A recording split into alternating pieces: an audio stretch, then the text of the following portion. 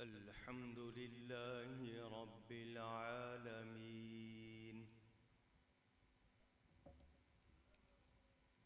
والعاقبة للمتقين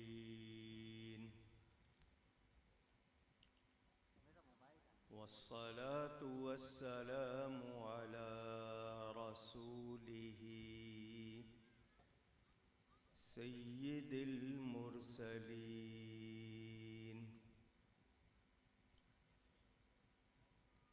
رحمة للعالمين شفيع المذنبين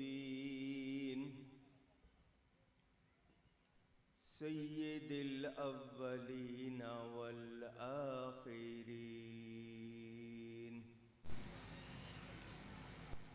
سيدنا ومولانا محمد رسول رب العالمين وعلى آله وصحبه أجمعين. أما بعد فأعوذ بالله من الشيطان الرجيم. بسم الله الرحمن الرحيم.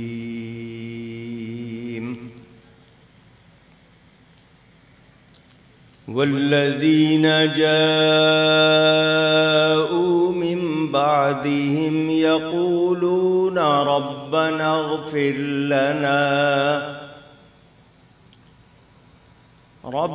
اغفر لنا ولإخواننا الذين سبقونا بالإيمان. صدق الله العلی العظیم. محبت کے ساتھ ایک مرتبہ دروشی پڑھ لیجئے. اللہم صلی علی سیدنا و مولانا محمد معدن الجود والکرم وآلہ وصحبہ وبارک وسلم. الصلاة والسلام عليك يا رسول الله. الصلاة والسلام عليك يا حبيب الله. الصلاة والسلام عليك يا رحمة للعالمين وعلى آلك وأصحابك يا شفيع المذنبين. حمد و صلاۃ کے بعد قرآن کریم کے ایک آیت کا کچھ حصہ آپ کے سامنے تلاوت کرنے کا شرف حاصل کیا ہے. مختصر سے وقت میں کچھ ضروری باتیں انشاءاللہ تعالی آپ تک پہنچاؤں گا.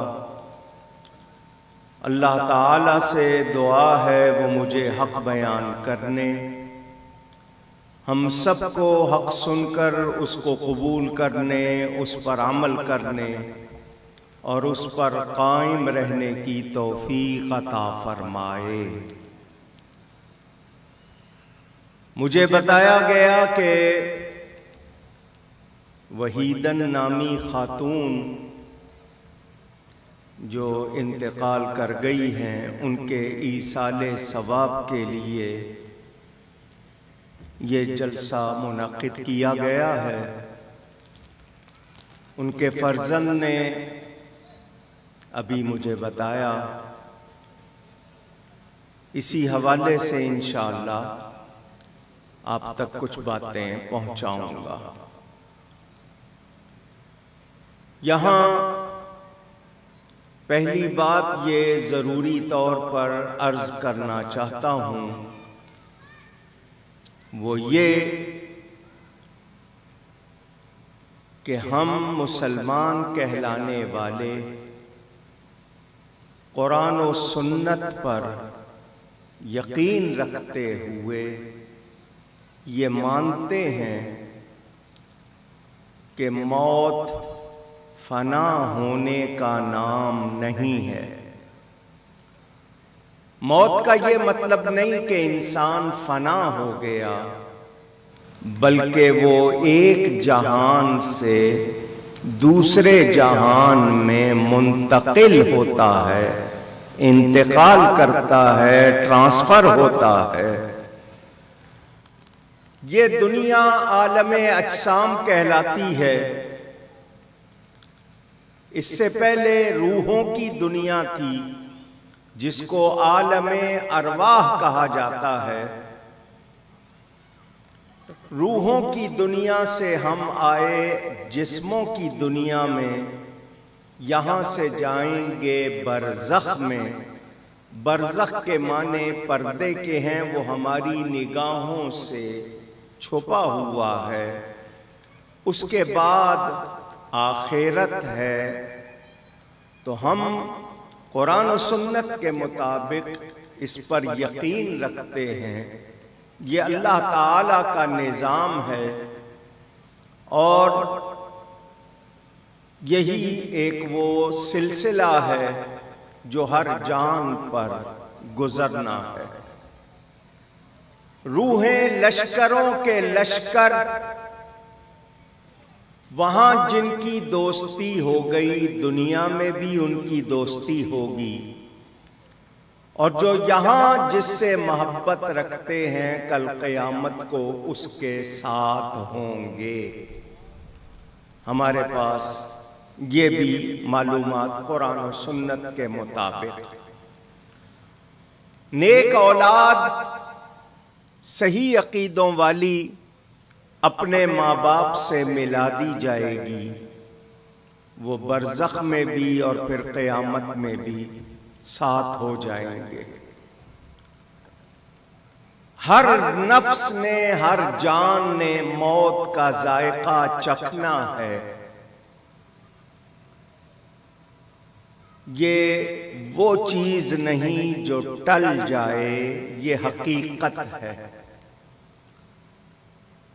جو لوگ چلے جاتے ہیں، گزر جاتے ہیں، بعد میں آنے والے ان کو کوئی فائدہ یا نقصان پہنچا سکتے ہیں،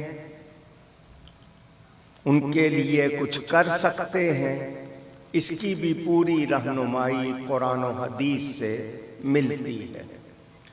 میں نے آپ کے سامنے آیت پڑھی، اللہ فرماتا ہے وَالَّذِينَ جَاءُوا مِن بَعْدِهِمْ، اور وہ لوگ جو ان کے بعد آئے، پہلے چلے گئے جو ان کے بعد آئے، یقولون، وہ کہتے ہیں ربنا اغفر لنا ولإخواننا الذين سبقونا بالإيمان،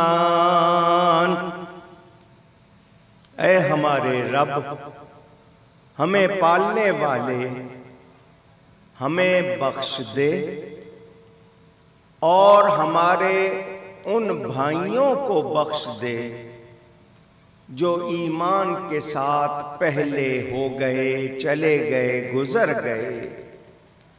بعد میں آنے والوں کا پہلے گزر جانے والے مومنوں کے لیے بخشش کی دعا کرنا۔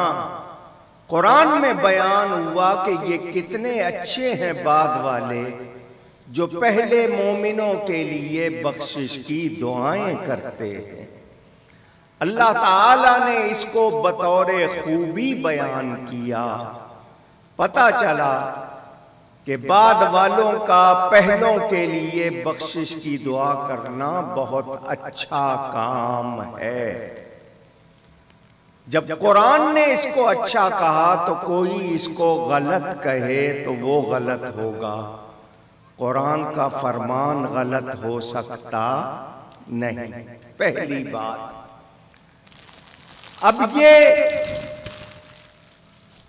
شروع سے چلا آ رہا ہے، ابتدا سے نبی کریم صلی اللہ علیہ وسلم کے ظاہری زمانے سے، کہ ہم ایصال ثواب کرتے ہیں۔ یہ عربی کے لفظ ہیں۔ ایصال کے معنی پہنچانا، پہنچا دینا۔ ثواب اچھے کام پر جو اللہ کی طرف سے اچھا بدلہ ملے گا اس کو کہتے ہیں۔ تو ہم کوئی نیکی کریں، ہمیں اللہ سے ثواب کی امید ہے کہ وہ قبول فرما کر ہمیں جزا دے گا، اچھا بدلہ دے گا۔ وہ ثواب میں کسی اور کو بخشنا چاہوں، کہ جو ثواب مجھے ملا ہے میں کسی اور کو تحفے کے طور پر پیش کرنا چاہوں، میرے ثواب میں کمی نہیں ہوگی، میں جتنوں کو بخشوں، ایک کو یا زیادہ کو، اللہ کے خزانے میں کوئی کمی نہیں، اللہ ان سب کو عطا فرماتا ہے۔ اس عمل کا نام ایصال ثواب ہے، کہ ہم کسی کو نیکی کا ثواب بخشیں، اس کو ایصال ثواب کہتے ہیں۔ ہم نے اس کے بہت سارے نام رکھ لیے، سوئم، ساتواں، دہم، 20واں، 40واں، عرس، برسی، 11ویں، کنڈے، چھٹی، یہ سب نام ہیں، اصل چیز ایصال ثواب ہے۔ اور ایصال ثواب میں کوئی اختلاف نہیں ہے۔ اگر ہمارا پہلوں کے لیے دعا کرنا کوئی فائدہ مند چیز نہیں تو اللہ اس کو بیان نہ فرماتا۔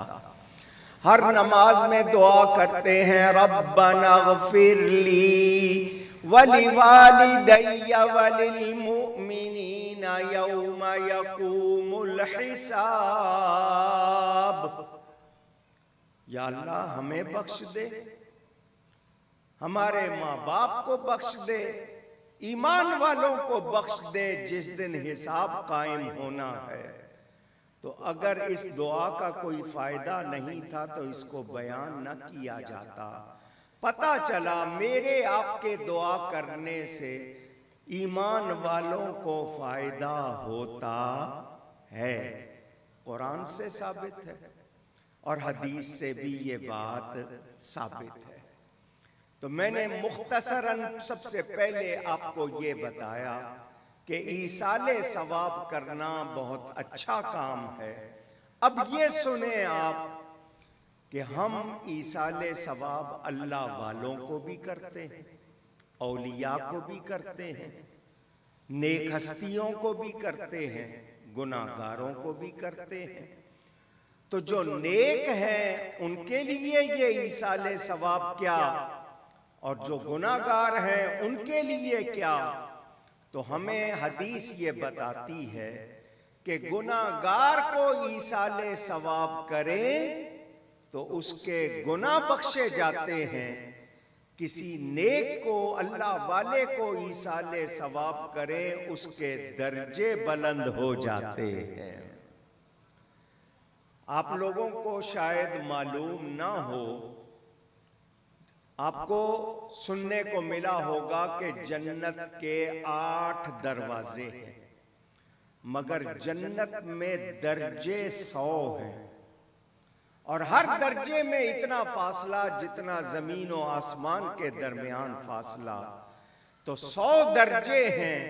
جب کسی کا درجہ بلند ہوتا ہے نعمتوں میں اضافہ ہو جاتا ہے، تو اللہ والے کو ایصال ثواب کریں اس کے درجے بلند ہوتے ہیں، اور گناہگار کو ایصال ثواب کریں اس کے گناہ معاف ہو جاتے ہیں۔ اب اس پر میں آپ کو 2 حدیثیں سناتا ہوں۔ پہلی حدیث، میرے پیارے نبی پاک صلی اللہ علیہ وسلم فرماتے ہیں، امتی امت مرحومہ، میری امت امت مرحومہ ہے۔ اردو والوں نے مرحوم کا معنی کر لیا جو وفات پا گیا، جو وفات پا جائے اس کو مرحوم، خاتون ہو تو مرحومہ کہتے ہیں۔ مرحوم یا مرحومہ کا مطلب وفات پانے والا نہیں ہے، زندہ کو بھی کہہ سکتے ہیں، کیونکہ مرحوم کا مطلب ہے جس پر رحمت کی گئی، تو ہم وہ امت ہیں جس پر رحمت کی گئی ہے۔ فرمایا تدخل قبورها بذنوبها، میری امت کے لوگ قبروں میں جائیں گے، ان کے گناہ ان کے ساتھ ہوں گے۔ گٹھری نہیں بنی ہوگی، کوئی تھیلا یا بیگ نہیں ہوگا، گناہ ساتھ جائیں گے۔ وَتَخْرُجُ مِن قُبُورِهَا لَا ذُنُوبَ عَلَيْهَا، اور جب قبروں سے نکلیں گے، نکالے جائیں گے، ان پر کوئی گناہ نہیں ہوگا۔ قیامت کے دن قبروں سے، قبر سے مراد زمین کا گڑھا نہیں ہے، وہ جانور کا پیٹ ہو، سمندر کی آغوش ہو یا چیتڑے اڑ جائیں، وہ قبر کے حکم میں، کیونکہ اس کو برزخ کہتے ہیں۔ جب وہ نکالے جائیں گے قیامت کے دن، ان پر کوئی گناہ نہیں ہوگا۔ صحابہ کرام نے پوچھا یا رسول اللہ صلی اللہ علیہ وسلم، ان کے گناہ کہاں چلے جائیں گے؟ فرمایا تمحص عنہا باستغفار المؤمنین، یہ جو ایمان والے استغفار کرتے رہتے ہیں، بخشش کی دعائیں کرتے ہیں، ایصال ثواب کرتے ہیں، اس کی برکت سے اللہ ان کے گناہ مٹا دے گا۔ معلوم ہوا قبر میں گئے تھے گناہ ساتھ تھے، قبر سے نکلے تو گناہ نہیں ہیں۔ کہاں گئے؟ ایصال ثواب کی وجہ سے گناہگاروں کے گناہ مٹا دیے جائیں گے۔ تو بتائیے ایصال ثواب کا فائدہ ہوا یا نہیں ہوا؟ پوچھ رہا ہوں آپ سے، آواز لگائیے۔ ہوا۔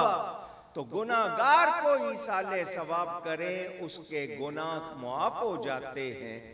اب نیکوکار کو، جو اچھا کرنے والا نیک ہے، اس کو ایصال ثواب کریں تو کیا ہوتا ہے؟ دوسری حدیث سنیے، صحاح ستہ میں حدیث موجود۔ میرے پیارے نبی پاک صلی اللہ علیہ وآلہ وسلم ارشاد فرماتے ہیں، ایک بندہ جنت میں تھا، اچانک اس کا درجہ بلند ہو گیا، نعمتوں میں اضافہ ہو گیا۔ وہ بندہ اللہ کی بارگاہ میں عرض کرتا ہے، یا رب انا لی ھذہ، یا اللہ میں جنت میں بڑا خوش تھا، یہ درجہ بلند ہو گیا، نعمتوں میں اضافہ ہو گیا، تو اس کی وجہ کیا ہوئی؟ جواب دیا جائے گا باستغفار ولدک لک، تو ایک نیک بیٹا چھوڑ آیا ہے، وہ تیرے لیے استغفار کرتا رہتا ہے، اس کی وجہ سے تیرا درجہ بلند ہو گیا۔ ہمیں پتا چلا کہ گناہگار کو ایصال ثواب کریں، اس کے گناہ معاف ہو جاتے ہیں، نیک کو کریں اس کے درجے بلند ہو جاتے ہیں۔ تو جس کے درجے بلند ہوں اس کو خوشی ہوتی ہے یا نہیں؟ ہوتی ہے۔ تو ہم نے وہ کام کیا جس سے نیک خوش ہو گیا، اللہ والا خوش ہو گیا، تو ہمیں اندازہ کر لینا چاہیے کہ ہمارے اس عمل سے دوسروں کو فائدہ ہوتا ہے، ہمارے اپنے ثواب میں کوئی کمی نہیں ہوتی، تو یہ کام کتنا اچھا ہے۔ اللہ توفیق دے تو یہ کام خوشی سے کرنا چاہیے۔ ہم زندگی میں ایک دوسرے کو فائدہ پہنچاتے ہیں تو وفات کے بعد بھی فائدہ پہنچانے کا عمل کہ ہم ان کے لیے ایصال ثواب کرتے ہیں، ان کو فائدہ پہنچاتے ہیں۔ اب ہمارے سامنے اس کی مثالیں موجود ہیں۔ کتاب کا نام تحذیر الناس، اس لیے بتا دیا کہ کوئی یہ نہ کہے کہ اپنی طرف سے کہہ رہا ہوں، لکھی ہوئی ان کی ہے جو ہمارے مخالف ہیں، مگر ان سے بھی تائید آپ کو سنا رہا ہوں۔ حضرت سیدنا ابو القاسم جنید بغدادی رضی اللہ تعالی عنہ بہت بڑے ولی اللہ گزرے ہیں۔ حضور غوث اعظم رضی اللہ تعالی عنہ کے پیروں میں 5ویں پشت اوپر ان کے پیروں میں ان کا نام آتا ہے۔ اللہ نے شان شہرت غوث پاک کو زیادہ دی ہے، مگر یہ غوث پاک کے پیروں میں سے ہے۔ وہ بیٹھے ہوئے، ان کے سامنے ان کا ایک مرید بیٹھا ہوا۔ پیر صاحب کے پاس بیٹھنے سے فائدہ کیا ہوا؟ اس شخص کو ذرا روک دیں، پانی جس کو رکھنا ہے رکھ دے، جو اس کو لینا ہوگا لے لیں گے۔ آپ بار بار گزرتے ہیں تو میری توجہ ہٹتی ہے۔ پیر صاحب کے پاس بیٹھنے سے فائدہ کیا ہوا؟ اس کے لیے پوری کائنات روشن ہو گئی۔ اللہ والے کے پاس بیٹھا ہے، بیٹھے بیٹھے اس کو زمین پر بیٹھے بیٹھے ساری کائنات نظر آنے لگی۔ اس کے چہرے کا رنگ بدل گیا، پریشانی چہرے پہ آ گئی۔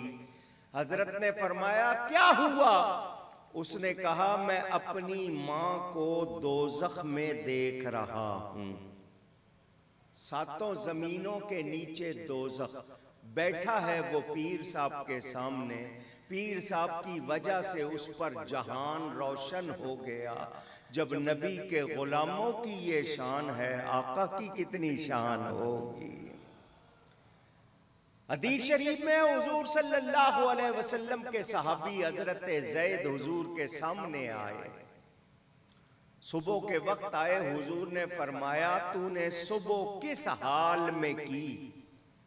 جب صبح ہوئی تو تیرا حال کیا تھا، کیا دیکھ رہا تھا؟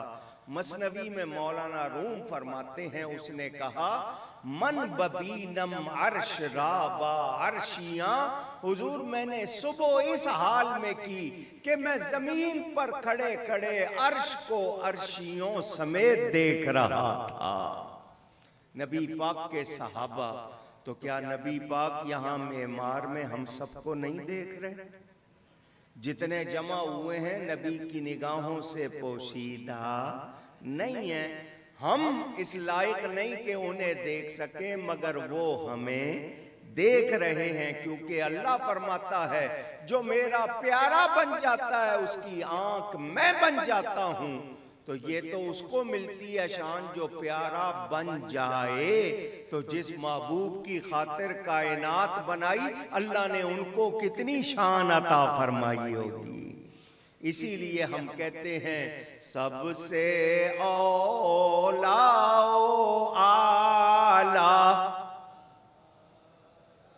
ماشاءاللہ مل کے کہیے سب سے اولا و اعلیٰ ہمارا نبی، سب سے بالا و والا ہمارا نبی صلی اللہ علیہ وسلم۔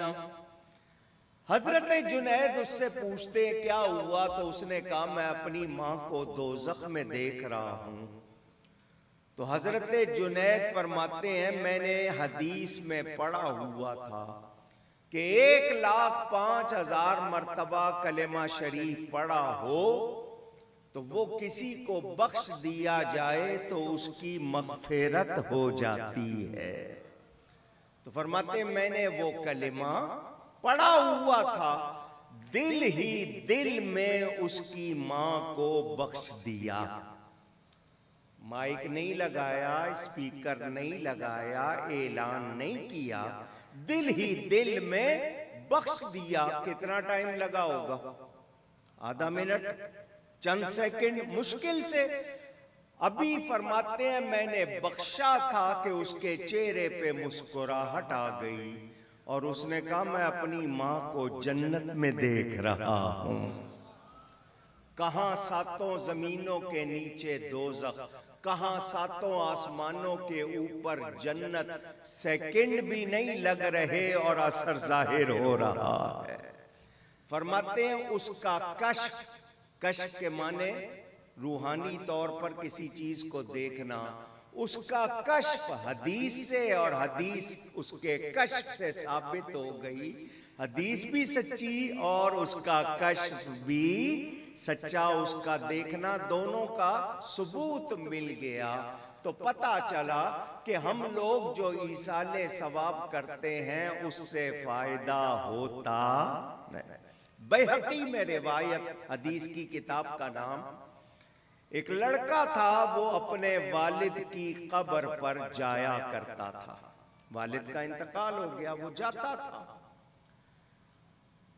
جو بیٹا اپنے ماں باپ یا دونوں میں سے کسی ایک کی قبر پر ہر جمعہ کو جائے اور وہاں جا کر سورہ یاسین پڑھے، اگر وہ نیک نہیں ہوگا تب بھی نیک لکھا جائے گا.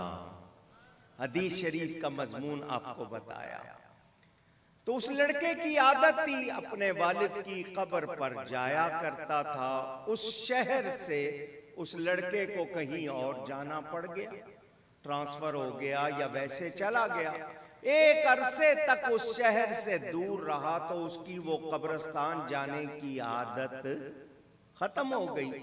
واپس آ گیا، اب نہیں جا رہا. اس کا باپ اسے خواب میں ملا. بیٹا تو میری قبر پر آتا تھا، اب کیوں نہیں آتا؟ اس نے کہا بابا میں آتا تھا، آپ کو پتا تھا کہ میں آتا تھا؟ تو اس کے والد نے کہا جب تو آتا تھا میں پڑوس کی قبروں والوں کو بتاتا تھا میرا بیٹا آیا ہے. تو آ کے پڑھتا تھا، مجھے ثواب بخشتا تھا، مجھے خوشی ہوتی تھی. تو اس حدیث سے بھی پتا چلا کہ ہمارا وفات پا جانے والوں کے لیے دعائیں کرنا، قرآن پڑھنا، نیکی کرنا ان کو فائدہ پہنچاتا ہے. ابن ماجہ حدیث کی مشہور کتاب، اس میں روایت موجود، جب بندہ مر جاتا ہے، وفات پا جاتا ہے تو اس کے عمل کا سلسلہ کٹ جاتا ہے. اب وہ کوئی عمل کر سکتا نہیں، مگر وہ 7 کام کر گیا ہو تو وہ کام اس کو قبر میں بھی فائدہ پہنچاتے ہیں. اب وہ 7 کام کیا ہیں؟ سب سے پہلی بات کہ وہ قرآن کریم اس کا نسخہ خود لکھے، چھپوائے یا بانٹے. تو جب تک وہ قرآن پڑھا جاتا رہے گا اس رکھنے والے کو ثواب ہوگا، جتنے پڑھیں گے ان کو ثواب ہوگا. بندہ قبر میں چلا جائے گا اس نسخے کی وجہ سے ثواب پاتا رہے گا. اس کو صدقہ جاریہ کہتے ہیں، جاری رہنے والی نیکی. کنواں بنوا دے، لوگوں کے لیے پانی کا انتظام کر دے، مسجد بنا دے یا مسجد میں حصہ ڈال دے، کنواں کھدوا دے، سرائے بنا دے مسافروں کے لیے، یا کوئی دینی کتاب مدرسے میں جہاں صحیح پڑھایا جاتا ہو وہاں دے دے، کسی طالب علم کا خرچ اٹھا لے، وہ عالم بنے گا. آگے جتنا وہ پڑھاتا رہے گا، جتنے آگے پڑھتے رہیں گے ان سب کا ثواب بھی اس کو ملتا رہے گا. تو یہ نیکی کے کام انسان کر جائے تو اس کے لیے ہمیشہ کے لیے ثواب کا ذریعہ بن جاتے ہیں. اور جن کا کوئی پڑھنے والا نہیں ہوتا بعد میں، تو ایمان والے تمام مومنین کے لیے دعائیں کرتے ہیں، اس سے ان سب کو فائدہ ہوتا ہے. تو ہمیں پتہ چل گیا کہ ایصال ثواب سے فائدہ ہوتا ہے. اب آپ کو 2-1 باتیں ذرا اور سنا دوں. جب روح نکل جاتی ہے، نیک کی روح کہتی ہے مجھے جلدی اس کے جسم کو قبرستان لے جاؤ، دفناؤ۔ جو بری ہوتی ہے، نیک نہیں ہوتی، وہ کہتی کہاں لے جا رہے ہو مجھے؟ آپ نے دفنا دیا، نماز پڑھی۔ اب نماز پڑھنے کے فائدے سن لیں۔ جس آدمی، مسلمان آدمی کی نماز جنازہ میں 40 مسلمان جمع ہو جائیں، ایک حدیث میں ہے 100 مسلمان، ایک حدیث میں ہے 3 صفیں بن جائیں، ان کی برکت سے اللہ اس میت کو بخش دیتا ہے۔ اور اگر میت مرنے والا خود نیک ہو تو جتنے نماز پڑھتے ہیں وہ بخشے جاتے ہیں۔ اسی لیے کوشش کرنی چاہیے جو نیک ہستیاں ہوں، اللہ والے ہوں، ان کی نماز میں شامل ہوں کہ ان کی برکت سے ہماری بخشش ہو جائے۔ لیجئے جی، قبرستان کے لیے چلے، آج کل رواج نہیں ہے چلنے کا، گاڑی میں لے جاتے ہیں، فاصلہ ہوتا ہے، راستے میں لوگ اپنی دنیا کی باتیں کرتے رہتے ہیں، حالانکہ اس وقت موت کو یاد کرنا چاہیے کہ ایک دن میرا جنازہ اسی طرح جا رہا ہوگا۔ تو ہم کچھ نیکی کریں، کلمہ پڑھیں، کوئی درود شریف پڑھیں، کچھ اور نیکی کریں۔ قبرستان پہنچے، دفنا دیا، مٹی برابر کر دی، آپ لوگ پلٹ آتے ہیں۔ جب آپ پلٹتے ہیں تو آپ کے چلنے کی جو آواز ہوتی ہے، آہٹ، جس کو چاپ بھی کہتے ہیں، پہچل بھی کہتے ہیں، مردہ وہ بھی سنتا ہے۔ بخاری شریف میں حدیث موجود، وہ آواز بھی آپ کی سنتا ہے۔ حضور صلی اللہ علیہ وسلم کے ایک صحابی حضرت سعد رضی اللہ تعالی عنہ انتقال کر گئے۔ حضور نے فرمایا سعد کی وفات سے عرش ہل گیا ہے، کہ اتنے نیک آدمی تھے کہ عرش بھی ہل گیا۔ نبی کریم صلی اللہ علیہ وسلم نے خود ان کی نماز جنازہ پڑھائی۔ کتنی سعادت کی بات، کتنی نیکی کی بات کہ خود اللہ کے نبی نماز پڑھا رہے۔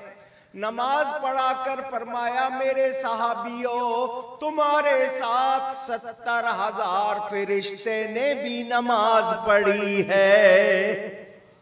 اندازہ کریں، پہلے فرمایا ان کی وفات سے عرش ہل گیا، پھر فرمایا کہ 70,000 فرشتے نے بھی نماز پڑھی، پھر حضور جنازے کے ساتھ چلے، کیونکہ جنازے کے ساتھ چلنے پر ہر قدم پر ایک قیرات کا ثواب ملتا ہے، اور وہ قیرات کتنا ہے؟ احد پہاڑ کے برابر اتنا ثواب ملتا ہے اگر آپ کسی مومن کے جنازے کے ساتھ چلیں۔ حضور صلی اللہ علیہ وسلم کے سامنے ان کو دفنایا گیا۔ جب مٹی برابر کر دی گئی، نبی پاک نے پڑھنا شروع کر دیا۔ نبی کریم نے پڑھا سبحان اللہ، صحابہ نے بھی سنا تو پڑھنا شروع کر دیا سبحان اللہ سبحان اللہ۔ حضور صلی اللہ علیہ وسلم نے تکبیر پڑھی، اللہ اکبر اللہ اکبر، صحابہ نے بھی پڑھنی شروع کر دی۔ جب آپ نے پڑھ لی تو صحابیوں میں سے کسی نے عرض کی لِمَ سَبَّحْتَ ثُمَّ كَبَّرْتَ یا رسول اللہ صلی اللہ علیہ وسلم، حضور آپ نے یہ جو تسبیح اور تکبیر پڑھی ہے اس کی وجہ کیا ہے، ہمیں یہ بتا دیجئے۔ فرمایا میرے صحابیوں، جب سعد کو دفنا دیا گیا اس کی قبر نے اس کو دبایا۔ اتنی نیک ہستی جس کی وفات پر عرش ہل گیا، جس کی نماز خود نبی پاک صلی اللہ علیہ وآلہ وسلم نے پڑھائی، 70,000 فرشتے نے بھی نماز پڑھی، اس کی قبر نے بھی اس کو دبایا۔ اس سے پتہ چلا قبر سب کو دباتی ہے۔ قبر سب کو، آواز آئے پھر کہیے، دباتی ہے۔ جو گناہگار ہوتا ہے، بدعقیدہ ہوتا ہے، اس کو اس طرح دباتی ہے، ادھر کی پسلیاں ادھر اور ادھر کی پسلیاں ادھر، یعنی اتنے زور سے دباتی ہے۔ اور جو نیک ہوتا ہے اس کو اس طرح دباتی ہے جیسے ماں بچے کو گود میں لے کے دباتی ہے۔ ہمیں ڈرنا چاہیے یا نہیں؟ پوچھ رہا ہوں، لیکن ہم پرواہ کرتے نہیں۔ دیکھا جائے گا، جو ہوگا ہمارے منہ سے یہی نکلتا ہے۔ ہمیں احتیاط کرنی چاہیے۔ حضور نے فرمایا میں نے تسبیح پڑھی، میرے ساتھ تم نے بھی پڑھی، میں نے تکبیر پڑھی، میرے ساتھ تم نے بھی پڑھی، تو اللہ نے سعد کی قبر کو اس پر کشادہ کر دیا۔ بتائیے پڑھنے کا فائدہ ہوا یا نہیں ہوا؟ اونچی گئیے گا۔ یہ میں آپ کو اس لیے سنا رہا ہوں کہ ہم دنیا میں رہ کر بھی ایک دوسرے کو فائدہ پہنچاتے ہیں، وفات کے بعد بھی فائدہ پہنچاتے ہیں، مگر کچھ لوگ کہتے ہیں نہیں جی کچھ نہیں، وہ دنیا میں بھی فائدہ نہیں پہنچاتے، مرنے کے بعد بھی ان کے ہاں ایسا سلسلہ نہیں۔ ایک اور حدیث سنیے۔ حضور صلی اللہ علیہ وسلم کے ایک صحابی آئے، روتے ہوئے کہا حضور میری ماں وفات پا گئی ہے، فَهَلْ لَهَا أَجْرٌ إِن تَصَدَّقْتُ، اگر میں اس کے لیے کوئی نیکی کروں تو اس کو فائدہ ہوگا، کوئی اجر ملے گا؟ قال نعم، حضور نے فرمایا ہاں ملے گا۔ اس صحابی کے پاس ایک باغ تھا، درخت لگے ہوئے تھے، ان میں پھل لگتے تھے۔ اس نے کہا میں وہ باغ اپنی ماں کے لیے صدقہ کرتا ہوں۔ کیا مطلب؟ اس باغ کے پھل لوگ کھائیں، اس کے سائے میں بیٹھے، ثواب پہنچے میری ماں کو۔ ثواب جس کو پہنچانا تھا اس کا نام لینا غلط نہیں۔ مسئلہ سن لیں، ہم جو نیکی کرتے ہیں وہ اللہ کے لیے کرتے ہیں، مگر کسی کو ثواب پہنچانے کے لیے کوئی کام کیا جائے تو یہ کہنا کہ یہ فلاں کو، تو اس طرح کہنا غلط نہیں۔ مثلا یہ نیاز غوث پاک کی ہے، یہ خواجہ غریب نواز کی ہے، تو عبادت تو اللہ کی ہوئی، مگر اس کا ثواب جس کو پہنچانا ہو اس کا نام لینا غلط نہیں۔ میں ابھی آپ کو اس بارے میں حدیث سناتا ہوں۔ اس صحابی نے وہ باغ صدقہ کر دیا۔ آج ہمارے پاس تو باغات ہے نہیں، رہنے کے لیے جگہ نہیں، قبرستان میں دفن ہونے کے لیے کیا کچھ کرنا پڑتا ہے، تو ہمارے پاس باغات نہیں، ہم ان باغوں کے پھل لے آتے ہیں، ایصال ثواب میں شامل کر لیتے ہیں۔ وہی صحابی یا کوئی اور وہ دوبارہ آئے، عرض کی حضور پہلے تو میں نے اپنی مرضی سے باغ صدقہ کر دیا تھا، اب میں آپ سے پوچھتا ہوں ای الصدقۃ افضل، کون سا صدقہ افضل ہے؟ افضل کے معنی جس کا درجہ زیادہ، کون سا ایسا کام کروں کہ میری ماں کو زیادہ فائدہ ہو؟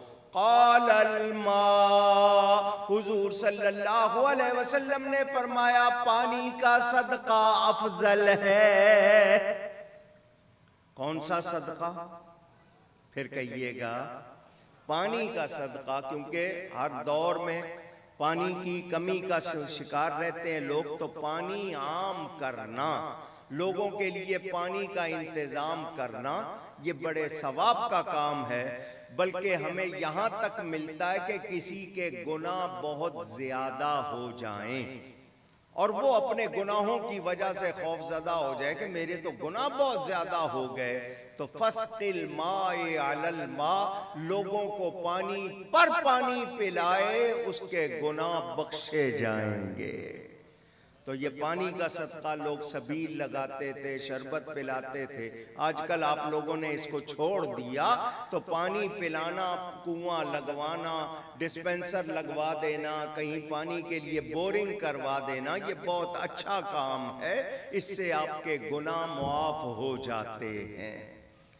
انہوں نے جب حضور سے سنا کہ پانی کا صدقہ افضل، تو حدیث کے الفاظ فحفر بئرن، انہوں نے کنواں کھدوایا، وقال هذه لأم سعد، اور کہا یہ کنواں سعد کی ماں کے لیے ہے۔ حدیث سے پتہ چل گیا کہ ماں کو ثواب پہنچانا تھا تو ماں کا نام لیا کہ یہ کنواں لِأُمِّ سعد، سعد کی ماں کے لیے ہے۔ تو اب حدیث سے پتہ چل گیا تو میں کہہ دوں کہ آج کی یہ محفل وحیدن خاتون کے لیے، آج کا سارا کام ان کے لیے، تو یہ کہنا غلط نہیں بلکہ حدیث سے ثابت ہے۔ تو ہم ایصال ثواب کریں، کسی کو کھانا کھلا دیا، کسی کو کپڑے دے دیے، کسی مریض کا علاج کر دیا، کسی کے تعلیمی اخراجات اٹھا لیے، کنواں کھدوا دیا، کسی کو کتاب دے دی دین کی جس سے رہنمائی ملے، صحیح کتاب، مسجد میں حصہ ڈال دیا، یہ سارے وہ کام ہیں جن سے آپ کو بھی فائدہ ہوتا ہے، جس کے ایصال ثواب کے لیے کریں اس کو بھی فائدہ ہوتا ہے۔ اور یہ بات قرآن و حدیث سے ثابت ہے، اس میں کسی کا اختلاف نہیں۔ میرے دوستوں اور بزرگوں، ہمیں یاد رکھنا ہے ہم جتنے بھی ہیں بالآخر ہم نے ایک دن مرنا ہے۔ ہم نے مرنا، آواز آئے، جو نہیں بول رہے ان کو بھی مرنا ہے، کیونکہ اس سے کوئی پیچھے رہ سکتا نہیں۔ ہم جب آئے تھے اس دنیا میں، آنے کی تیاری تو نہیں ہو سکتی مگر یہاں سے جانے کی تیاری ہو سکتی ہے۔ نیکی کریں، ایمان کی حفاظت کریں، اگلے جہان کے لیے کام کریں۔ جو پیچھے چھوڑ جانا ہے وہ تو دوسروں کو لگے گا، جو آگے دے جائیں گے وہی ہمارے کام آئے گا۔ تو ہمیں اس کی فکر ہونی چاہیے۔ مولائے کائنات، مولائے غم گسار، حیدر کرار، سیدنا علی کرم اللہ تعالی وجہ الکریم کی والدہ، ان کا نام ہے حضرت فاطمہ بنت اسد رضی اللہ تعالی عنہ، نبی پاک صلی اللہ علیہ وسلم کی چچی ہیں۔ حضور کو وہ بہت پیاری تھی اور ان کو بھی حضور سے بہت پیار تھا۔ جب ان کی وفات ہوئی حضرت علی روتے ہوئے آئے، حضور آپ کی چچی اور میری والدہ انتقال کر گئی ہے۔ نبی پاک صلی اللہ علیہ وآلہ وسلم نے جو قمیص، جو کرتا پہنا ہوا تھا وہ اتار کے دیا کہ میری چچی کو میرے کرتے میں، میرے قمیص میں کفن دینا۔ ان کو وہ قمیص پہنائی گئی۔ نبی پاک صلی اللہ علیہ وسلم خود قبر میں اترے، باہر نکل کے فرمایا قبر کو اور زیادہ کھلا کرو، لمبائی چوڑائی میں اور زیادہ کرو، تنگ قبر نہیں بنانی چاہیے۔ حضور دوبارہ قبر میں لیٹے، جب قبر کشادہ کی گئی پھر قبر میں اترے اور لیٹے اور دعا فرمائی، اللہم اغفر لی، اللہم اغفر لی امی۔ حضور نے ان کو اپنی ماں کہا، یا اللہ میری ماں فاطمہ بنت اسد کو بخش دے۔ الفاظ سنانے آپ کو دھیان سے سنیں، بحق نبی کا، یا اللہ اپنے نبی کے صدقے بخش دے۔ کتنا پیار اس جملے میں غور کریں، حضور کیا کریں، یا اللہ اپنے نبی کے صدقے اس کو بخش دے۔ والانبیاء الذین من قبلی، اور جو نبی مجھ سے پہلے ہو گئے ان کے صدقے بخش دے۔ وسیلے کا ثبوت بھی مل گیا، وفات پائے ہوئے نبیوں کا بھی وسیلہ لیا، اپنا بھی، تو پتہ کیا چلا، اللہ والوں کے صدقے وسیلے سے دعا کرنا یہ خود نبی پاک سے ثابت ہے۔ اندازہ کریں ہم لوگ ماں باپ کی کیا خدمت کر پائیں گے اور کیا ہم سے ہو سکے گا۔ ان کی والدہ حسن صاحب کی انتقال کر گئی جن کے لیے یہ محفل سجائی ہے۔ یہ ماں باپ وہ نعمت ہیں جن کا کوئی بدل، اونچی گئیے گا اور اونچی گئیے گا، نہیں ہے، یہ بازار میں نہیں ملتے، یہ جب چلے جائیں پھر معلوم ہوتا ہے کیا نعمت ہم سے چھن گئی ہے۔ بہت بڑی نعمت ہے ماں باپ۔ میرے دوستوں اور بزرگوں، بیہقی شریف میں حدیث موجود، نبی کریم صلی اللہ علیہ وسلم فرماتے ہیں، میں عشاء کی نماز پڑھ رہا ہوتا، میں نے سورہ فاتحہ پڑھ لی ہوتی، نماز میں ہوتا، میری ماں میرا نام لے کر مجھے پکارتی، میں نماز چھوڑ کے ماں کی بات سننے جاتا۔ یہ اللہ کے نبی فرما رہے ہیں۔ ہم نے ماں باپ کو نوکر سمجھا ہوا ہے، روزانہ ان کو آرڈر دیتے رہتے ہیں بجائے خدمت کرنے کے، میرے کپڑے تیار ہونے چاہیے، اتنے بجے کھانا چاہیے، میرے دوست آ رہے ہیں، چائے بنانی ہے۔ وہ ماں ہے، وہ نوکر نہیں ہے، لیکن ہم بجائے خدمت کرنے کے حکم چلاتے رہتے ہیں۔ ماں کا درجہ کتنا، حدیث پڑھو۔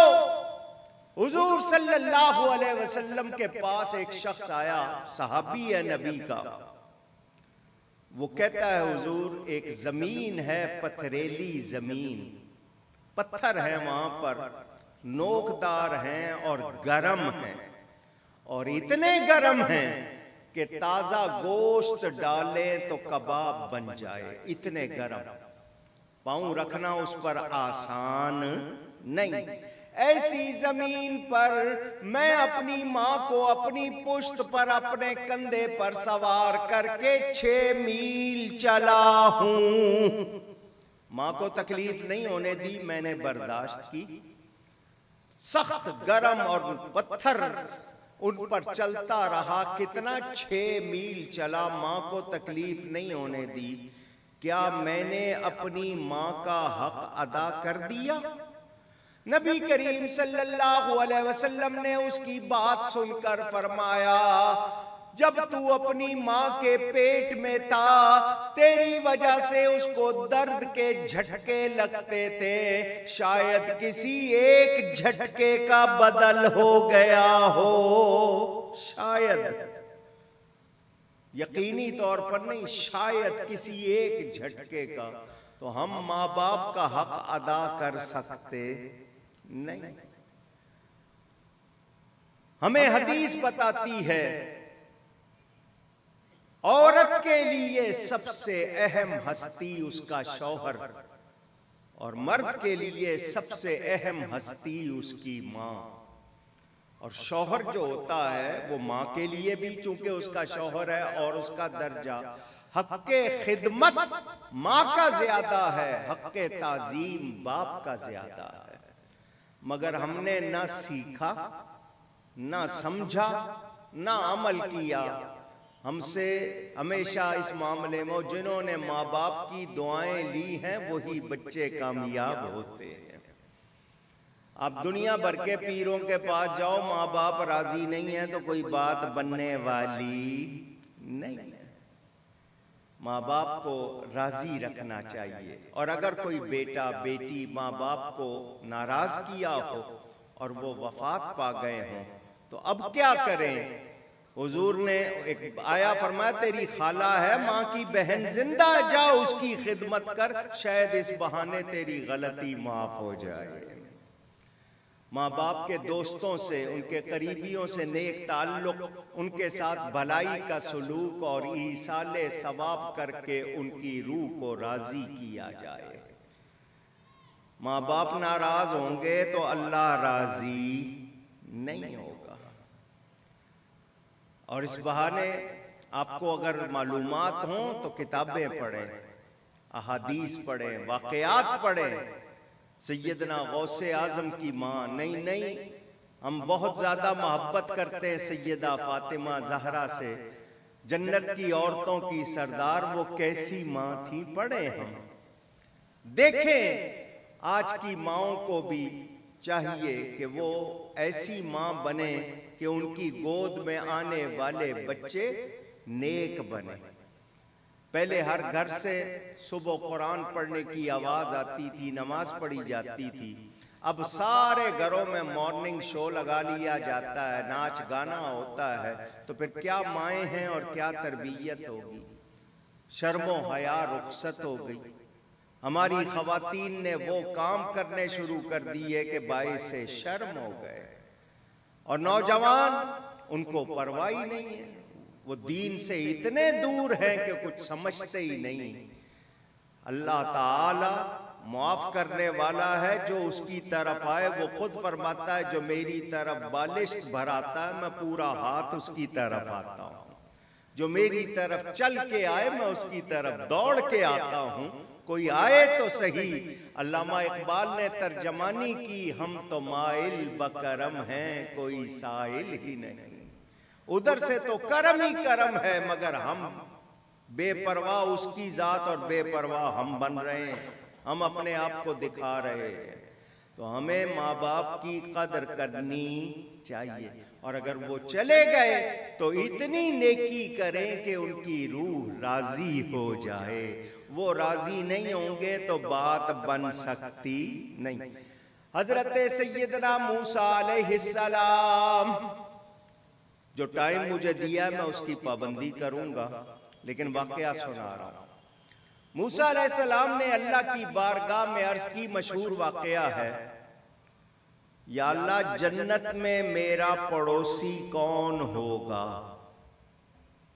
جواب ملا ایک قصائی، بچر کہتے ہیں شاید آپ، قصاب ہیں، یا اللہ میرا پڑوسی اور قصائی؟ فرمایا ہاں۔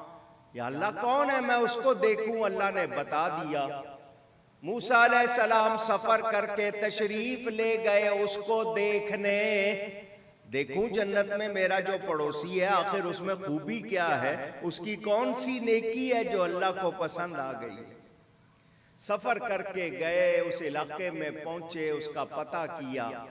جب اس کی دکان پہ پہنچے وہ گوشت کاٹ کے بیچ رہا تھا، ایک ایک چیز دیکھتے رہے۔ اس کو جا کر کہا میں اللہ کا نبی ہوں موسیٰ، تیرے پاس ایک دن مہمان رہنا چاہتا ہوں۔ اس نے کہا بہت اچھی بات ہے، میں یہ گوشت بیچ لوں پھر آپ کو گھر لے چلتا ہوں۔ اس نے اپنا سارا کام ختم کیا، ان کو لے کر گھر آ گیا، کہنے لگا آپ کو تھوڑی دیر انتظار کرنا پڑے گا، میں فوراً آپ کو کھانا نہیں پیش کر سکتا، میری ماں ہے بہت بوڑھی ہے ہل بھی نہیں سکتی، میں پہلے اسے کھانا کھلاؤں گا پھر آپ کو۔ آپ نے فرمایا میں تیری ماں کے پاس آ سکتا ہوں؟ اس نے کہا آ جائیے۔ بستر پر وہ بڑھیا لیٹی ہوئی، حرکت بھی نہیں کر سکتی، عمر بہت زیادہ، بیماری سے کمزوری سے نڈھال۔ اس نے اس کے لیے کھانا بنایا، اس کو بہت نرم کیا، نرم کرنے کے باوجود منہ میں چبایا اور نرم کیا۔ ماں کو ٹیک لگا کر اپنے کندھوں کے سہارے بٹھا کر اس کے منہ میں لقمہ ڈالتا، وہ تھوڑا سا منہ چلاتی اور دعا کرتی، یا اللہ میرا بیٹا میری بہت خدمت کرتا ہے، اس کو جنت میں اپنے نبی موسیٰ کا پڑوس عطا کرنا۔ حضرت موسیٰ علیہ السلام کی آنکھوں میں آنسو آ گئے، فرمایا اے خاتون میں اللہ کا نبی موسیٰ تجھ سے ملنے آیا ہوں اور تجھے بتانے آیا ہوں تو جو بیٹے کے لیے دعا کرتی ہے وہ قبول ہو گئی ہے۔ اندازہ کیجئے ماں کی خدمت نے کتنا درجہ دیا۔ ایک بزرگ، ان کا واقعہ لکھا ہوا ہے، میں نے اپنی کتاب ماجی قبلہ کی یاد میں اس کو نقل کیا۔ حضرت موسیٰ علیہ السلام سفر کر رہے ہیں، غیب سے آواز آئی ہے موسیٰ سواری چاہیے، لمبا سفر ہے پیدل کرنا مشکل ہوگا، سواری چاہیے؟ یا اللہ مل جائے تو بہت اچھا۔ فرمایا یہاں ایک ہمارا نیک بندہ رہتا ہے، اس کے پاس جاؤ وہ تمہارے لیے سواری کا انتظام کر دے گا۔ موسیٰ علیہ السلام اس کے پاس پہنچے، جا کر سلام کیا، اپنا تعارف کرایا، میں اللہ کا نبی موسیٰ۔ اس نے کہا جی حکم فرمائیں۔ وہ اللہ کا ولی تھا، یہ نبی ہیں، نبی کے ذریعے ولی کی شان ظاہر کی جا رہی ہے، نبی کی زبانی تاکہ لوگوں کو پتہ چلے شان موسیٰ علیہ السلام کی زیادہ ہے، مگر نبی کے ذریعے ولی کی شان کو ظاہر کیا جا رہا ہے۔ آپ نے فرمایا میں نے سفر کرنا، مجھے سواری چاہیے۔ اس نے بادل کو انگلی سے اشارہ کیا، اس ولی اللہ نے بادل کو اشارہ کیا، وہ بادل زمین پر آ گیا، اس نے کہا اس پر بیٹھ جائے، جہاں جانا ہے یہ آپ کو پہنچائے گا۔ میرے وہ دوست جو کالج یونیورسٹی میں پڑھتے ہیں وہ کہیں گے جی بادل کیسے بنتا ہے، بادل کی آنکھ کہاں تھی، اس نے کیسے دیکھ لیا، دماغ کہاں تھا، سمجھ کیسے لیا؟ یہ اسی سوچ میں رہ جائیں گے، کیونکہ یہ روحانی نظام کو سمجھتے نہیں۔ اللہ نے جو چیز بنائی ہے، جتنی بھی چیزیں بنائی ہیں، ہر ایک میں جو کمال رکھا ہے وہ بھی اللہ کی عطا ہے۔ اللہ جس کو چاہے، جب چاہے، جو چاہے کمال عطا فرما دے، اس کے لیے کچھ مشکل نہیں۔ آپ اتنی سی چپ بناتے ہیں، وہ دیکھ بھی لیتی ہے، سن بھی لیتی ہے، ریکارڈ بھی کر لیتی ہے، وہ آپ مان لیتے ہیں۔ مادیات کو مانتے ہیں، روحانیات کو نہیں مانتے، کیونکہ آپ نے روحانیت کے بارے میں کچھ سیکھا نہیں۔ حضرت موسیٰ علیہ السلام اس بادل پر سوار ہو گئے، بادل اڑنے لگا۔ حضرت موسیٰ نے اللہ کی بارگاہ میں عرض کی، یا اللہ تیرے اس بندے کو یہ شان کیسے مل گئی؟ میں تیرا نبی ہوں، تو نے مجھے اس کے پاس بھیجا، اس نے بادل کو بلایا، بادل پہ بیٹھے میں سفر کر رہا ہوں، اس کو یہ شان کیسے مل گئی؟ تو جواب دیا گیا، اس بندے نے اپنی ماں کی بہت خدمت کی ہے، اس نے کبھی ماں کی بات نہیں ٹالی۔ اس کی ماں نے آخری وقت دعا کی تھی، یا اللہ میرے بیٹے نے کبھی میری بات نہیں ٹالی، تو میرے بیٹے کی بات نہیں ٹالنا۔ ہم نے اس کی دعا قبول کر لی، یہ جو کہتا ہے ہم ویسا کر دیتے ہیں۔ اندازہ کیجئے، اندازہ کیجئے، جو ماں باپ کی خدمت کرتے ہیں، ماں باپ سے دعائیں لیتے ہیں، مگر ماں باپ بھی تو ویسے ہوں نا۔ آج کل کے ماں باپ کو پتہ ہی نہیں ہے کہ ماں کو کیا کرنا ہے، باپ کو کیا کرنا ہے۔ اولاد کے تو حقوق جو ہے ماں باپ پر وہ 80 سے زیادہ ہیں، اور اولاد پر ماں باپ کے حقوق 6-7 ہیں۔ وہ سب سناتے رہتے ہیں، لیکن خود ماں باپ کو کیسا ہونا چاہیے، بچوں کی پرورش کیسی کرنی چاہیے، وہ ماں باپ کو پتہ ہی نہیں ہے۔ بس آج کل فرمائشیں ہیں وہ پوری ہوتی ہیں، یا لاڈ پیار ہوتا ہے۔ کتنی مائیں، کتنے باپ ہیں جو اپنے بچوں سے پوچھتے ہیں سوتے وقت نماز پڑھ لی؟ ہاں یہ ضرور پوچھتے ہیں، برش کیا، دانت صاف کیے، ہوم ورک کر لیا، سو جاؤ۔ صبح اٹھ کے کتنے ماں باپ پوچھتے ہیں نماز پڑھی ہے، قرآن پڑھا؟ جب وہ خود نہیں پڑھ رہے تو بچوں سے کیا پوچھیں گے؟ تو بتائیے پھر ہمارے گھروں میں اچھے مسلمان کیسے آئیں گے؟ پھر اس قوم کو نئے معمار جو ملیں گے، جنہوں نے بعد میں قوم کی خدمت کرنی ہے، وہ کیسے ہوں گے؟ تو ہمیں یہ سوچنا چاہیے۔ تو ایصال ثواب کے حوالے سے جو باتیں آپ کو سنائیں، یہ ایصال ثواب کرنا، دن مقرر کرنا، تاریخ رکھنا، یہ بھی غلط نہیں ہے، لیکن یہ سمجھیں کہ نہیں اسی تاریخ میں ہوگا ایصال ثواب، آگے پیچھے نہیں ہوگا، تو ایسی بات نہیں۔ ہر اولاد کو چاہیے اپنی ہر دعا میں اپنے ماں باپ کے لیے بھی دعا کریں، کیونکہ حدیث میں آتا ہے جو اولاد ماں باپ کے لیے دعا نہیں کرتی، ان کی دعا عرش تک جاتی نہیں، زمین و آسمان کے درمیان لٹکی رہتی ہے۔ تو ہمیں ماں باپ کے لیے بھی دعا کرنی ہے، ماں باپ کو بھی چاہیے اولاد کے لیے دعا کریں، اپنی کمائی حلال رکھیں، اور گفتگو کے آداب اخلاق سیکھنے چاہیے تاکہ گھروں کا ماحول پیار والا ہو۔ اب ہر ایک کو شبہ ہے جی بندش ہو گئی، ہر ایک کو شبہ ہے کہ جی ہم پر کسی نے کچھ کر دیا ہے، لڑائیاں ہیں، محبتیں نہیں ہیں، ایک دوسرے کی بات برداشت نہیں، تو یہ ماحول اچھا نہیں ہوگا جب تک ہم شریعت کے پابند نہیں بنیں گے۔ ساری دنیا میں جاؤ، جہاں بھی جاؤ گے آپ کو لگے گا یہ بہت ترقی کر چکے، ایسا نہیں ہے۔ ترقی کرنے والے کون ہیں؟ جو اللہ کی بارگاہ میں کامیاب ہیں، وہ ہے اصل میں۔ تو ہمیں کوشش کرنی چاہیے، تو ایصال ثواب کے حوالے سے صبح کریں، دوپہر کریں، شام کریں، رات کریں، جب بھی کریں کرتے رہنا چاہیے۔ کوئی ضروری نہیں ہے کہ اتنا بڑا جلسہ ہی کیا جائے، اتنے زیادہ خرچ کیے جائے۔ آپ کسی کو کھانا کھلا دیں، کسی کو کپڑا نہیں بھی ہوتا تو آپ قرآن کریم تھوڑا سا پڑھ کے بخش دیں، ایصال ثواب ہو جاتا ہے۔ جن کو اللہ نے دیا ہے وہ کھلائیں، وہ ضرور۔ اور ہمارے ہاں کیا ہوتا ہے، دعوتوں میں ان کو بلایا جاتا ہے جن کو پہلے سے ہی ملتا ہے۔ یہ موقع تو ہوتے ہیں ان کو کھلانے کے جن کو ملتا نہیں ہے۔ کوشش کرنی چاہیے۔ مردے کے معاملے میں عجیب حال ہے ہمارا، جو اس کے کپڑے ہوتے ہیں ہم کہتے ہیں جی یہ غسل کرنے والے کو دے دو، غریب کو دے دو۔ جو اس کی جیب سے نکلتا ہے یا گھڑی ہوتی ہے وہ خود رکھ لیتے ہیں۔ کپڑے مردے کے ہیں تو وہ گھڑی کس کی ہے؟ وہ جو جیب سے نکلا ہے وہ کس کا ہے؟ اور اس کے مال پہ لڑتے ہیں تو وہ کپڑے بھی جو پہنے ہوئے ہیں میت نے وہ بھی وارثوں کا حق ہے۔ وہ وارث اپنی مرضی سے بعد میں اگر دینا چاہیں وہ ان کی مرضی، لیکن حق وارثوں کا ہے۔ آپ کہتے ہیں نہیں مردے کے، تو باقی چیزیں بھی تو مردے کی ہیں جن پہ لڑتے ہو۔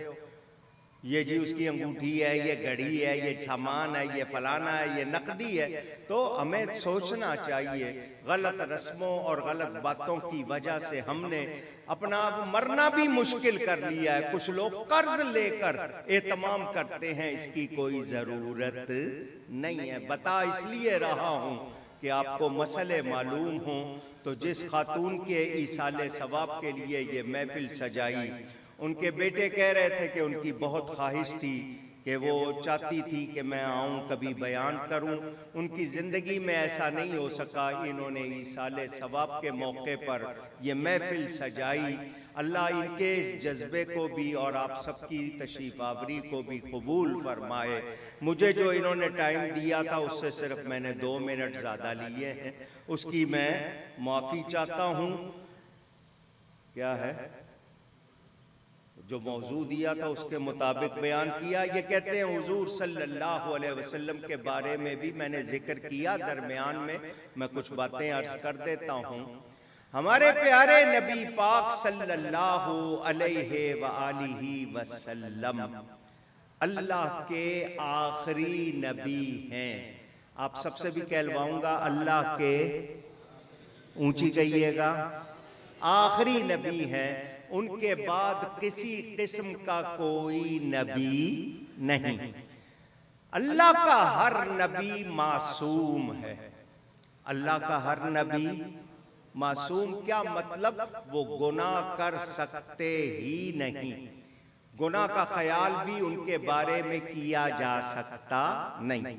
ہمارے نبی پاک صلی اللہ علیہ وسلم اللہ کے آخری نبی بھی ہیں اور اللہ کے سب سے پیارے نبی بھی ہیں۔ وہ اللہ کے حبیب ہیں اور اتنے پیارے ہیں کہ اللہ نے فرمایا محبوب تجھے نہ بناتا تو میں کچھ بھی نہ بناتا۔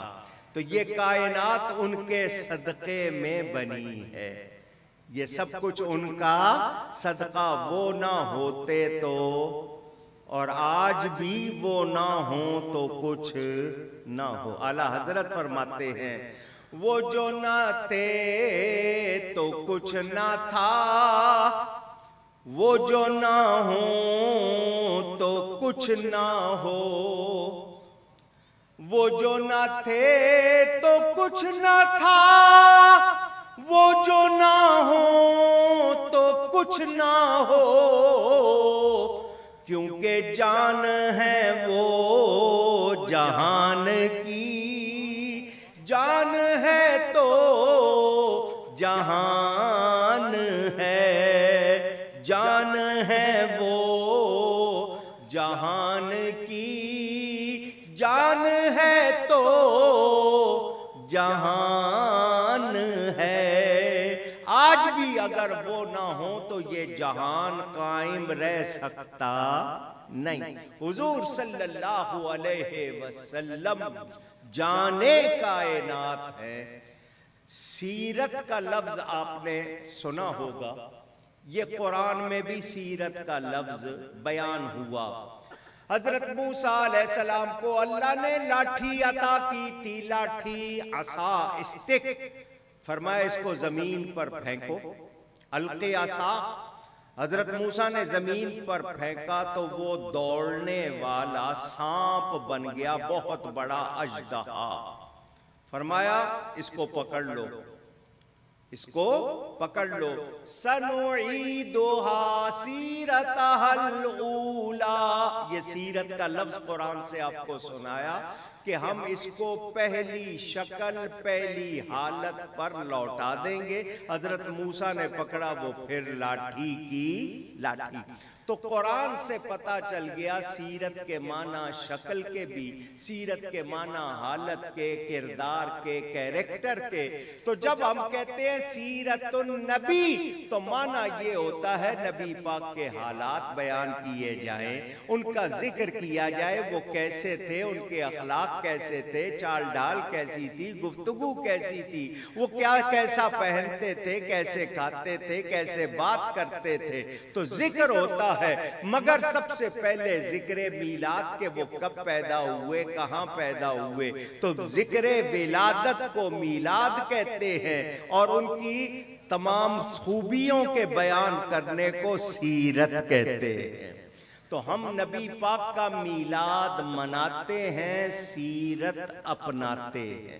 تو ان کی سیرت کو سننا یہ ہم سب کے لیے ضروری، کیونکہ اللہ تعالیٰ ارشاد فرماتا ہے لَقَدْ كَانَ لَكُمْ فِي رَسُولِ اللَّهِ أُسْوَةٌ حَسَنَةٌ۔ بے شک تمہارے لیے نبی کی ذات کامل نمونہ، بہترین نمونہ۔ تو اب اگر میں چاہوں کہ میں زندگی کیسے گزاروں، میرا پہننا، اوڑھنا بچھونا، چلنا پھرنا، کام کرنا کیسا ہو، تو میں نبی کی طرف دیکھ لوں، دیکھتا جاؤں اور ویسے کرتا جاؤں۔ تو میں آسان کر کے بات کہوں، ہمیں اللہ نے دو طرح قرآن دیا، ایک لفظوں کی شکل میں، ایک عمل کی شکل میں۔ لفظوں کو دیکھنا ہو 30 پارے دیکھ لو، ان پر عمل دیکھنا ہو تو سیرت مصطفیٰ دیکھ لو۔ نبی کریم صلی اللہ علیہ وسلم کی ذات میں ہمارے لیے بہترین نمونہ۔ اور یاد رکھنا کسی عیب والی چیز کو نمونہ نہیں بنایا جاتا، جس میں عیب ہو، نقص ہو، خامی ہو، اس کو نمونہ نہیں بنایا جاتا۔ نبی کریم صلی اللہ علیہ وسلم کو اللہ تعالیٰ بہترین نمونہ فرما رہا ہے، تو پتہ چلا اللہ تعالیٰ نے ان کو بے عیب بنایا ہے۔ کسی عیب کا تصور ان کے ساتھ نہیں۔ جو کوئی جوڑے گا وہ اپنا عیب بیان کرے گا، میرے نبی میں کوئی عیب نہیں ہے، کیونکہ ان کو اللہ نے بہترین نمونہ بنایا اور اپنی ذات پر دلیل بنایا۔ دلیل میں نقص ہو تو دعویٰ کمزور پڑ جاتا ہے۔ میرے نبی پاک اللہ کی دلیل بن کر آئے ہیں، اللہ کی ذات دعویٰ، میرے نبی کی ذات دلیل۔ تو اگر دلیل کمزور ہوگی اعتراض دعوے پر ہوگا۔ اللہ نے اپنی دلیل بنایا، اللہ خود سے بے عیب ہے، اس نے اپنے حبیب کو بے عیب بنایا ہے۔ وہ میرے تمہارے جیسے نہیں ہیں، وہ ہمارے جیسے، کہیے گا، وہ بے مثل ہیں، بے مثال ہیں۔ وہ ضرور بشر ہیں، وہ بلا شبہ بشر ہیں، مگر ہمارے جیسے نہیں۔ اور ان کی بشریت جبریل کی نورانیت سے افضل ہے۔ کتنی افضل ہے یہ پورا ایک بیان۔ میرے نبی پاک صلی اللہ علیہ وسلم اعلان نبوت سے پہلے بھی، اعلان نبوت کے بعد بھی ہر قسم کے عیب سے پاک ہے۔ ان کے لیے کسی غلطی گناہ کا تصور کرنا بھی غلط ہے۔ جو ایسا کرے گا وہ گستاخ اور بے ادب ہوگا، اور جو بے ادب ہے وہ ایمان والا نہیں ہے۔ ہم کیا ساری دنیا مانتی ہے۔ آپ نے ابھی 21ویں صدی شروع ہوئی تھی، 21 سال گزرے ہیں، تو جب یہ نیا ہزارہ شروع ہوا تھا کمپیوٹر آ چکا تھا، اس کمپیوٹر نے پوری دنیا میں سروے کروایا، پوچھا ساری دنیا سے یہ بتاؤ سب سے اچھا انسان کون ہے، تو پوری دنیا نے تسلیم کیا مسلمانوں کے نبی جیسا کوئی نہیں ہے۔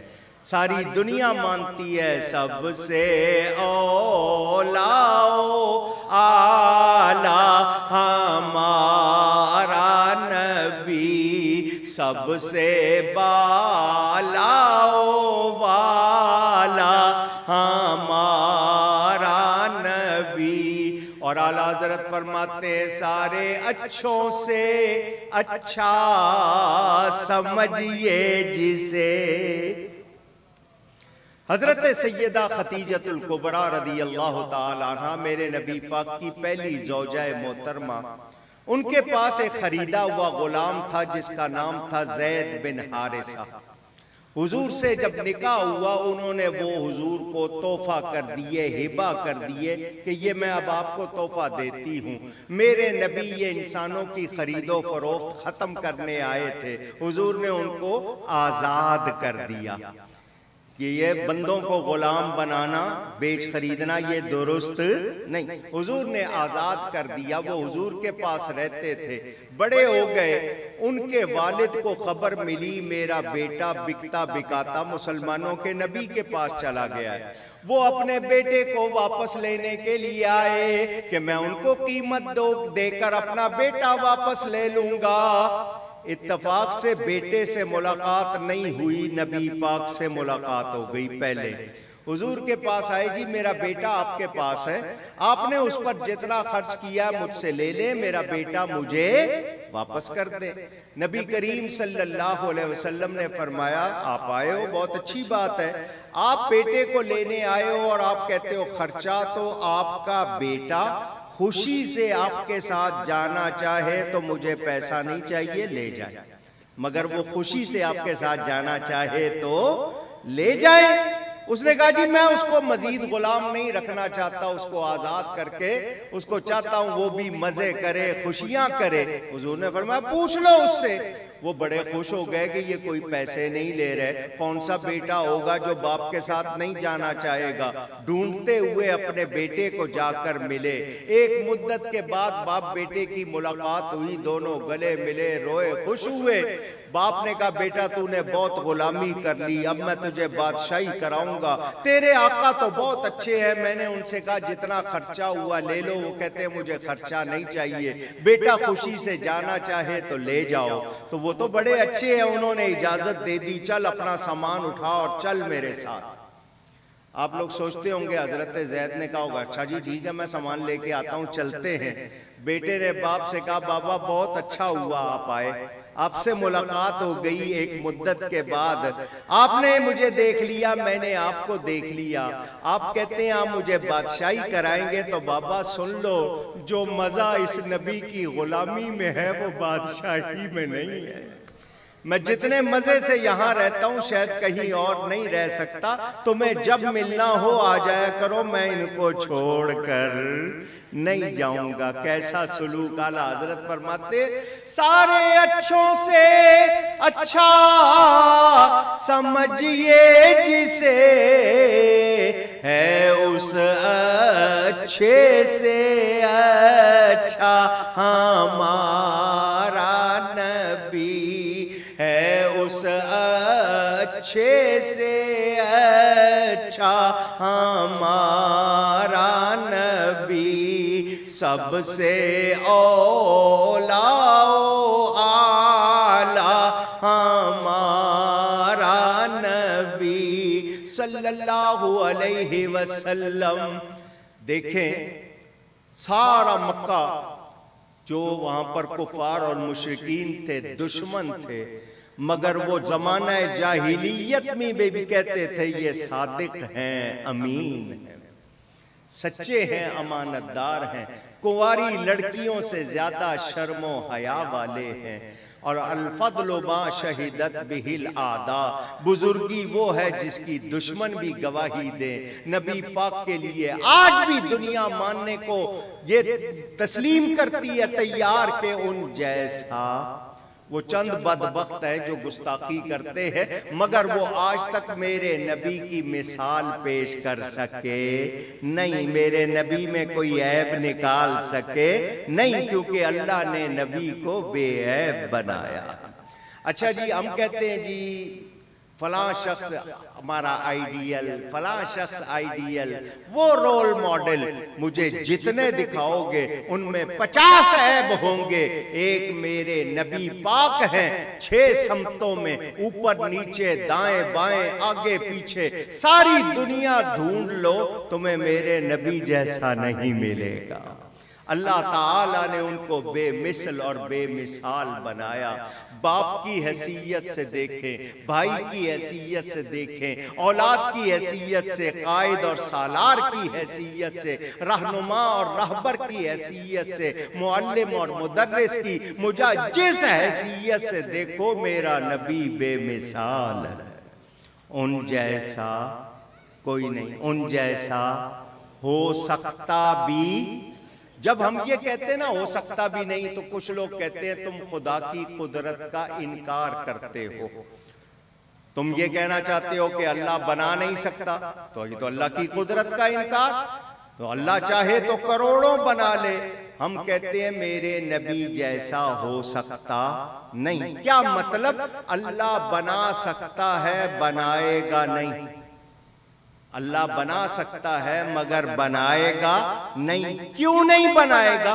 یہ ختم نبوت کا مسئلہ، کیونکہ اللہ نے فرما دیا وَلَٰكِن رَسُولَ اللَّهِ وَخَاتَمَ النَّبِيِّينَ۔ جب اللہ نے ان کو آخری نبی فرما دیا اور اللہ نے ان کے بارے میں واضح کر دیا، تو اب کوئی اور آئے تو نبی آخری نبی رہیں گے؟ تو یہ ختم نبوت کا مسئلہ ہے کہ اب میرے نبی جیسا کوئی ہو سکتا نہیں۔ وہ بے مثل ہیں، بے مثال ہیں، اس کائنات میں اللہ کی برہان دلیل بن کر آئے، اور کیسے بن کر آئے؟ ان کو جس زاویے سے، جس رخ سے دیکھیں گے آپ، وہ با کمال نظر آئیں گے، بے مثال نظر آئیں گے۔ تو ہمیں ان کی پیروی کرنی ہے۔ اللہ نے فرمایا جو مجھ سے محبت کا دعویٰ کرتا ہے میرے نبی کا غلام بن جائے، جو نبی کی پیروی کرے گا، نبی کا فالوور بنے گا، وہ اللہ کا پیارا بن جائے گا۔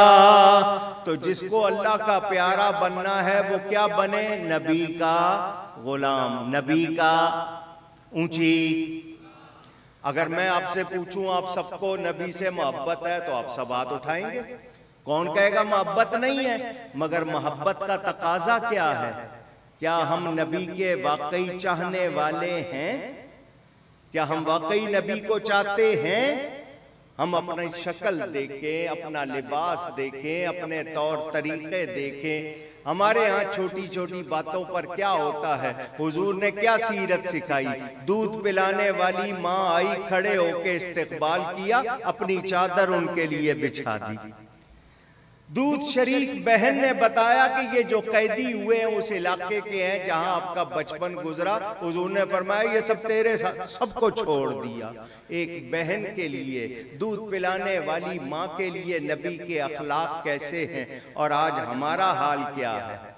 ماں باپ اور اولاد کے درمیان، شوہر بیوی کے درمیان، دوستوں کے، رشتہ داروں کے معاملات میں ہم نبی کی سیرت کو چھوڑ چکے۔ مجھے اور آپ کو اللہ کی بارگاہ میں کامیاب بننا ہے تو ہماری کوشش یہ ہو کہ ہم نبی کے سچے غلام بن جائیں۔ اگر ان کے غلام بن گئے تو انشاءاللہ بیڑا۔ میں آپ کو آخری بات سناؤں، ذرا دھیان سے سنیے گا۔ مجنو کا نام آپ نے سنا ہوگا، لیلا مجنو کی کہانی مشہور ہے۔ یہ مجنو کوئی فرضی آدمی نہیں تھا، یہ اللہ کا ولی تھا۔ کوئی یہ نہیں کہ ایسے کوئی کردار بنایا ہوا، یہ واقعی تھا اللہ کا ولی۔ سعودی عرب کے علاقے میں ہوا ہے، اس کا نام قیس تھا، حضرت سیدنا امام حسن کا رشتہ دار تھا۔ یہ آیا تھا ہمیں عشق حقیقی سکھانے کے لیے مجازی طور پر کسی نے مجنو کو دیکھا کہ ہرن کا منہ چوم رہا تھا. ہرن جانتے ہیں آپ؟ اس کا منہ چوم رہا تھا. دیکھنے والے نے کہا مجنو میاں یہ ہرن پہ پیار کیوں آ گیا؟ بڑی پتے کی بات مولانا روم نے مثنوی میں لکھی ہے. یہ ہرن پہ پیار کیوں آ گیا؟ تو مجنو نے جواب دیا اس لیے کہ اس کی آنکھیں لیلا جیسی ہیں. اس کی آنکھیں لیلا جیسی. مولانا فرماتے ہیں مجنو کو پیار ہرن سے نہیں تھا، پیار تھا لیلا سے. ہرن پہ پیار کیوں آیا؟ اس لیے کہ اس کی آنکھیں لیلا جیسی لگیں. بلا تشبیہ بلا تشبیہ. کہاں مجنو کہاں نبی پاک صلی اللہ علیہ وسلم. بات سمجھنے سمجھانے کے لیے مولانا روم فرماتے ہیں اگر مجنو کو اس ہرن پہ پیار آ سکتا ہے جس کی آنکھیں لیلا جیسی، تو اللہ کو اس بندے پہ کیوں پیار نہیں آئے گا جس کی ادائیں مصطفیٰ جیسی ہوں گی؟ تو ہمیں نبی پاک کی سیرت کو اپنانا، ان کا سچا غلام بننا ہے. اگر ایسا کر لیا تو ہماری دنیا بھی کامیاب اور آخرت بھی کامیاب. اللہ مجھے اور آپ کو توفیق عطا فرمائے. گفتگو میں مجھ سے کہیں کوئی غلطی ہوئی ہو اللہ کی بارگاہ میں توبہ کرتا ہوں.